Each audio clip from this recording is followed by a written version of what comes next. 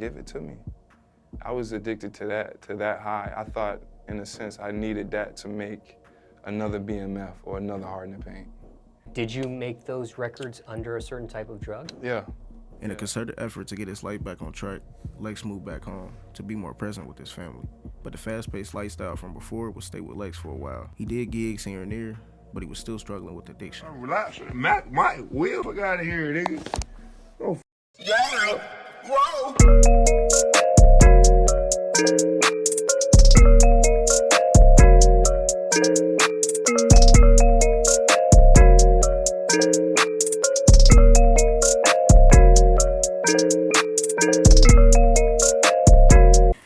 Todd-Town family, what's the biz? Y'all already know what it is, man. Positive vibes all days, all ways. Y'all know how I'm rocking, and you already know ain't nothing to it but to do it. So we about to jump right into it. As always, I hope everybody feeling well out there.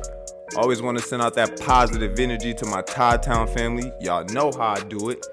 Hope everybody feeling good out there. And again, if you haven't already, please hit that like, share, subscribe, and notification button so you can stay up to date with the latest and greatest content, all right?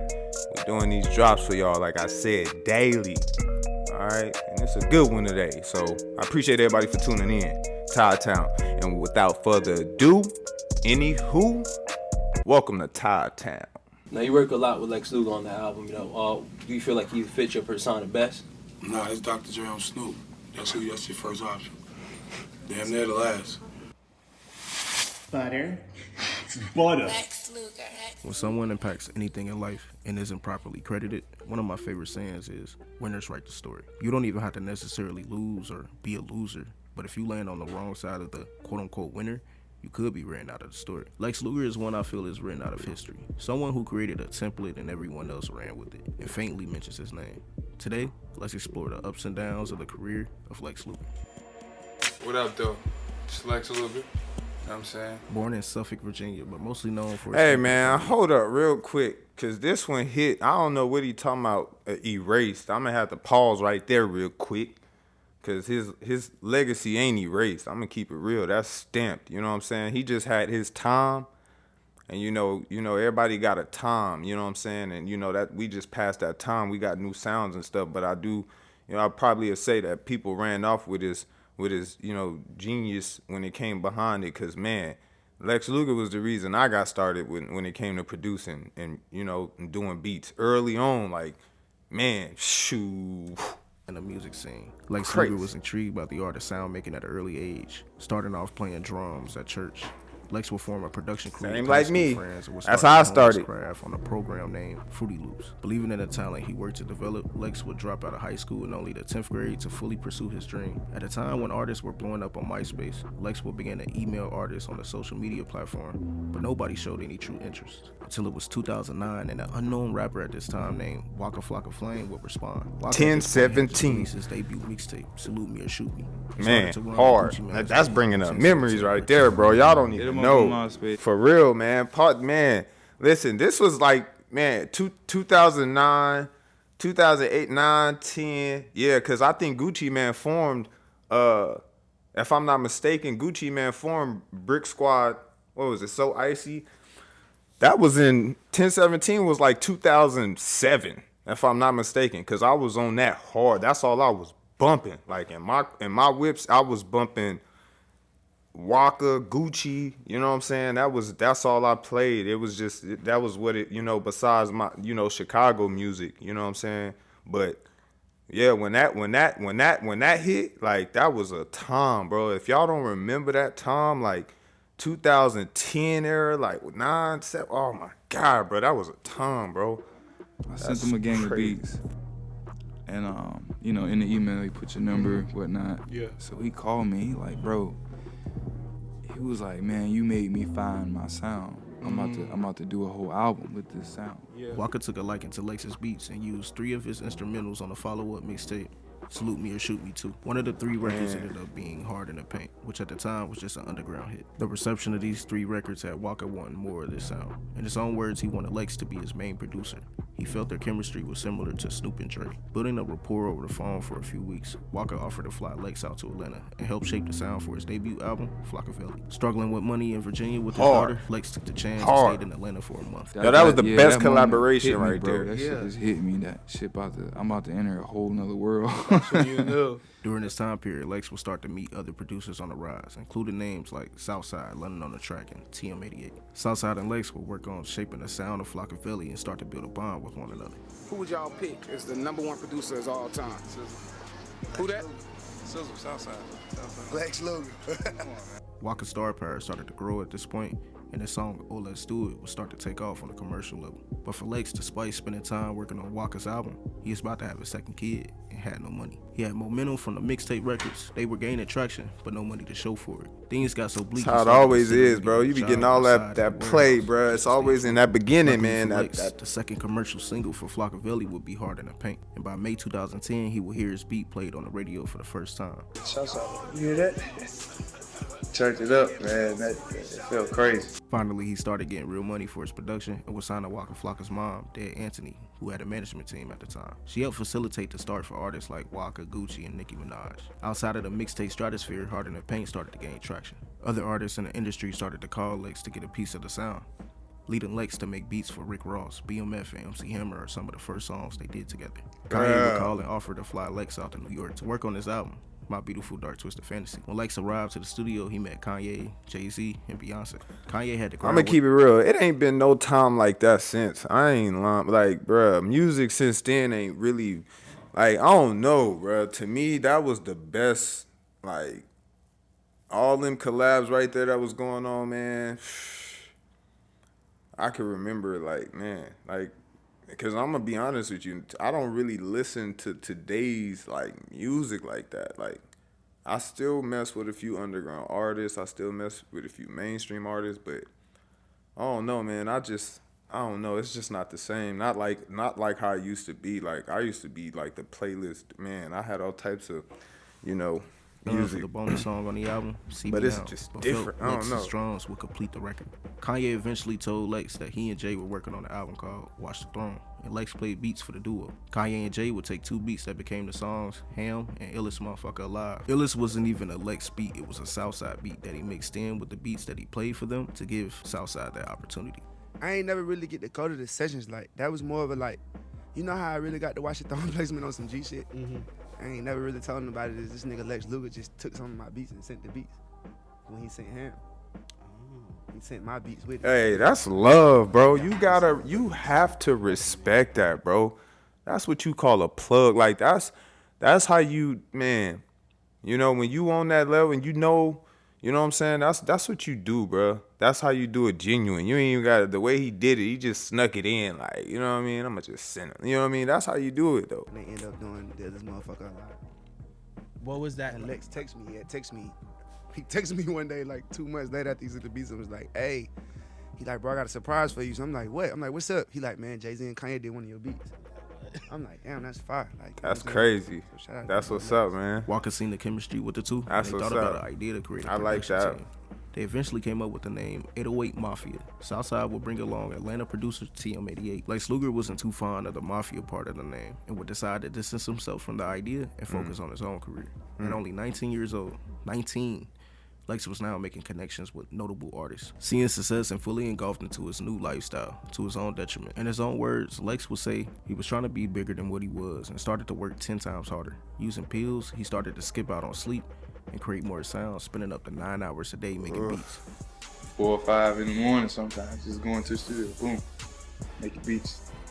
It's about... Hey, he had the most craziest, like one thing about Lex, man, is like, bro, his chords, like, bro had the most dramatic, like, craziest chords, and man, like I said, Lex was really like the producer that inspired me to start like really making and producing, making music.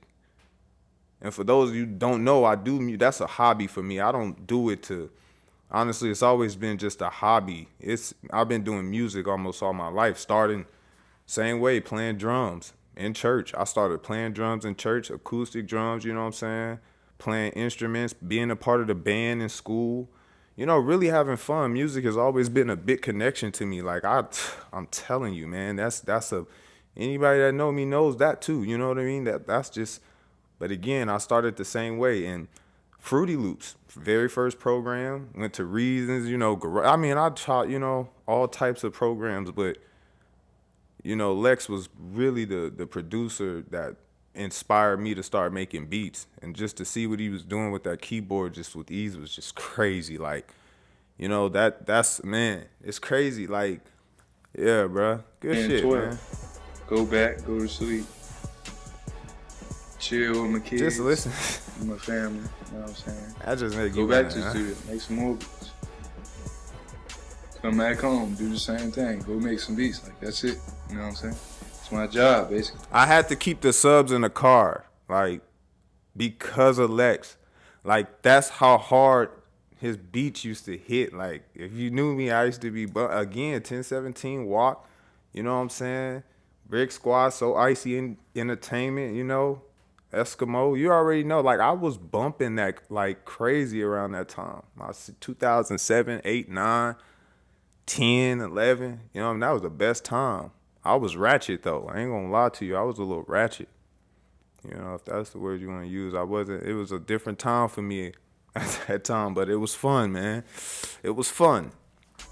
Lex Luger went on to win Producer of the Year at the 2011 BET Hip Hop Awards, beating out other producers like No ID, Kanye, and Justice League. 2009, he could barely get a placement. 2010 through 2011, he produced over 200 songs on either albums or mixtapes for multiple artists, all before he was 21 years old. Despite him having the sound of the moment, critics started to take shots at Lex by saying his beats sounded the same and had no diversity. This started to make Lex listen, I'm a big critic when it comes to that because I'm a very diverse, I consider myself, when it comes to my music, to be diverse. I really try to be different and sound different when it comes to my music, but that was one thing, and I say that about a lot of artists. I'll be honest with you. You hear the artists, producers, they generally, when they find a sound that sounds good and pops off to them and let that thing, viral out of control, they kind of get comfortable, and you'll notice that they stick to them same sounds, them same chords, them same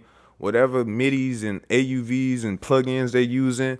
They kind of usually stick around that same, area of music. So every time you hear something new, you'll notice, like, man, that sound kind of, you know what I mean? And Lex was kind of like, in a way, like, if you listen to enough of his beats after a while, it was just kind of like, yeah, it was, but I ain't care, because, shoot, they was hard. Every beat he did, it was just hard. Like, that sound was just crazy. That was like Lex was that found sound, like when Chief Keef came out with Don't Like, how crazy that was the same, feeling that, Lex gave me. You know what I'm saying? It was the same genuine, like, oh my God. You know what I'm saying? Like, beats and creative process. Dude, I had got so depressed and insecure almost, man, just trying to reinvent myself.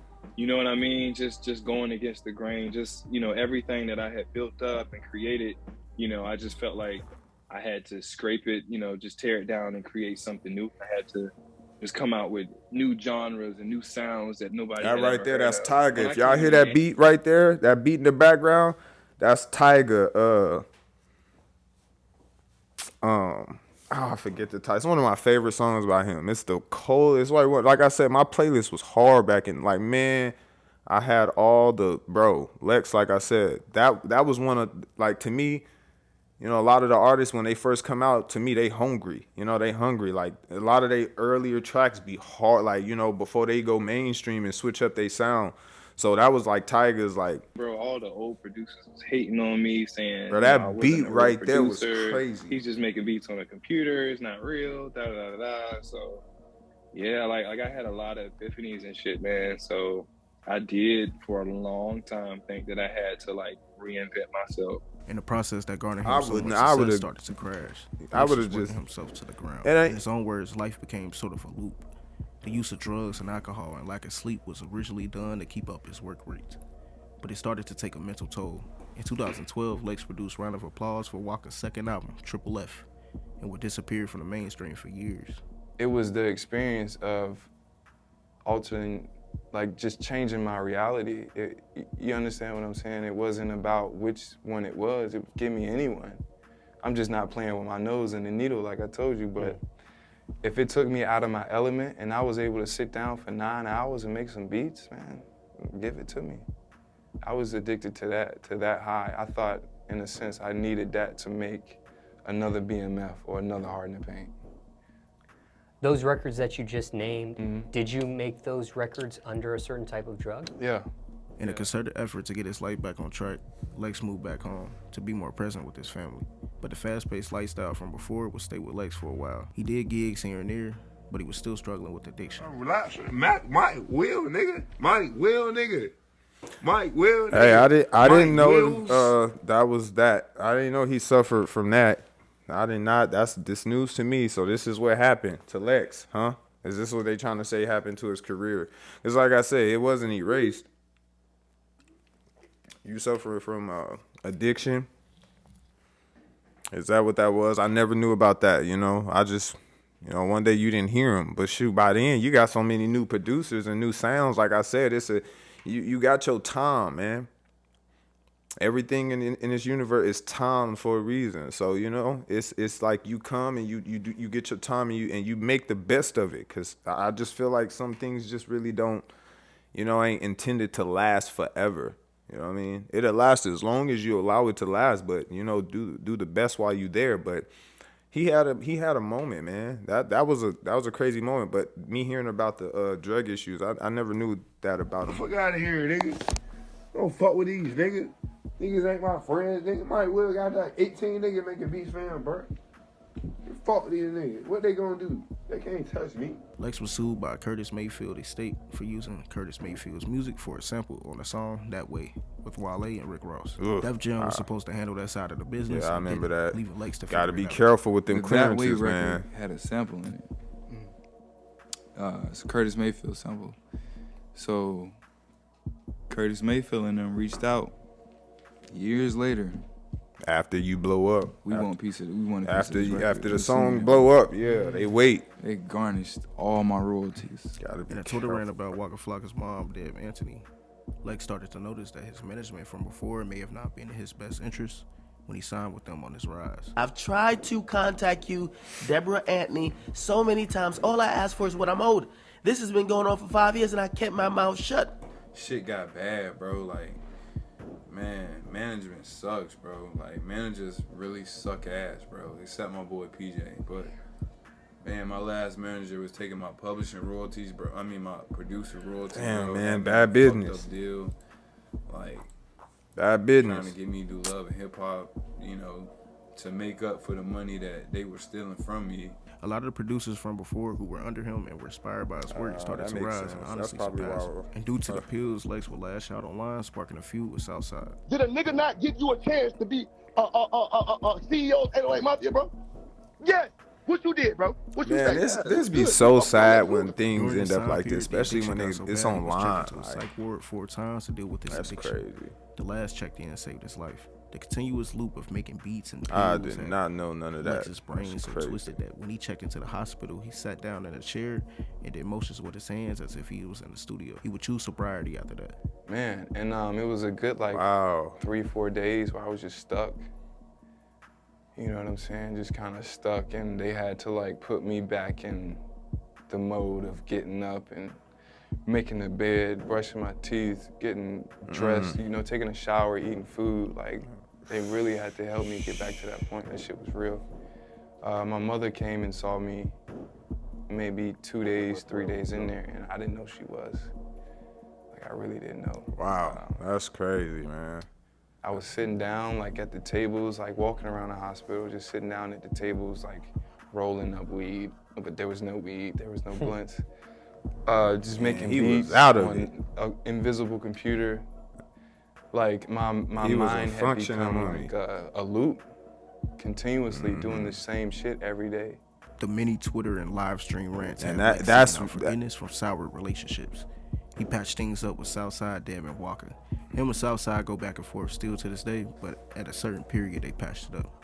The last time Lex charted was in 2016 on a song Champions by Kanye West. It seems once he started to struggle publicly, most of the industry backed away from him. Once you do them wrong, that's what happened, bro. You got you're assed out. You're not with them anymore. And they tell the folks around them to not fuck with you.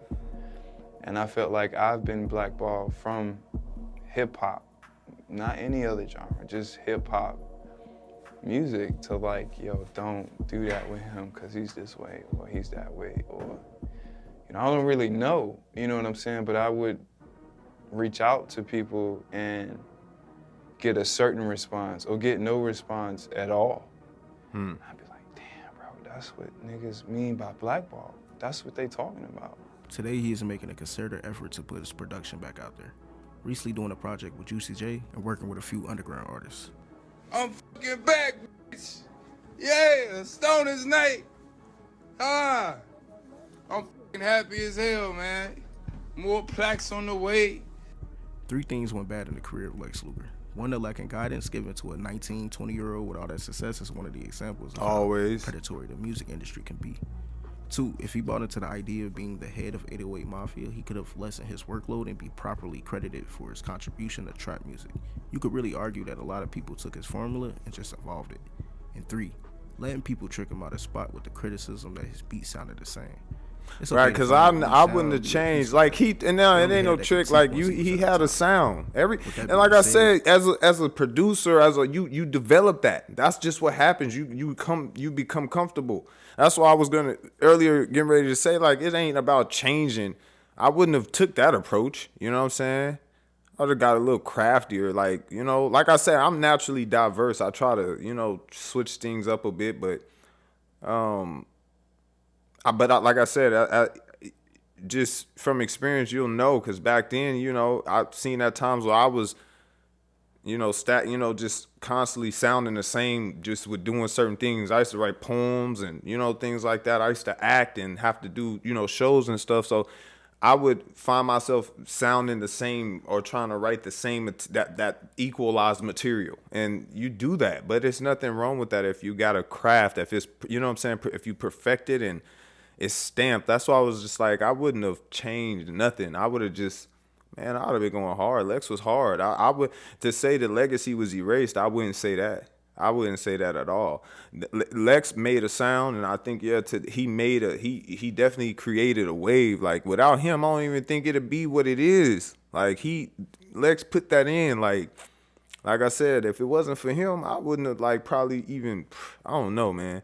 Well, I was doing music before, but he really inspired me, like to really make my beat, because I wanted that sound, just like Walker. Walker knew when he heard that, he was like, I need that. That's how when I heard, I'm like, bro, I go crazy on these beats. Like, so you try to start mimicking that as you trying to, you know, practice your sound and stuff like that. But man, Lex was hard, bro. I appreciate y'all. I'll never discredit that. This video and you hate Lex, you can't discredit that. I mean, that's fine too. Just make sure to dislike, subscribe. I go by the name of Round Butter, and I'm DJ Hustle. Yeah, nah, man. That's Lex, bro. Like I said, anybody that was in that time, like I said, you know what I mean?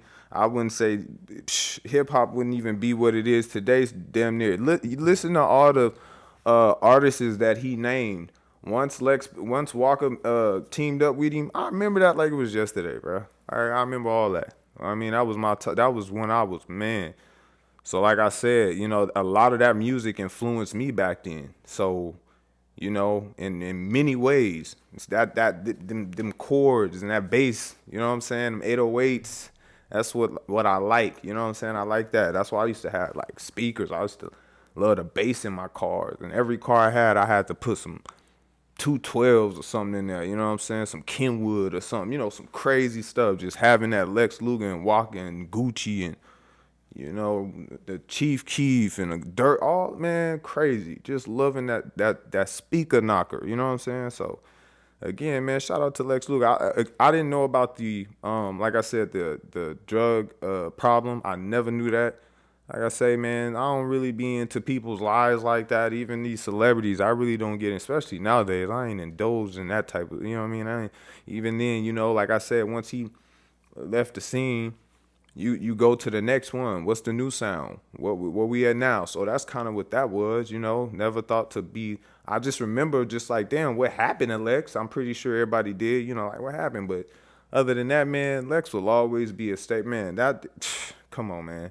Never. I would always give him his flowers because, like I said, he was the reason I really got in my bag when it got to just being into music and producing. And man, I really appreciate that. So. Yeah, man, shout out to Lex Luger, man. I hope everything returning for him. Like they say, he working with Juicy J. Didn't know that, man. Juicy J, man, that's another one back in when, man, that's just crazy, man. Music is I love music, man. For y'all, like I said, I love music.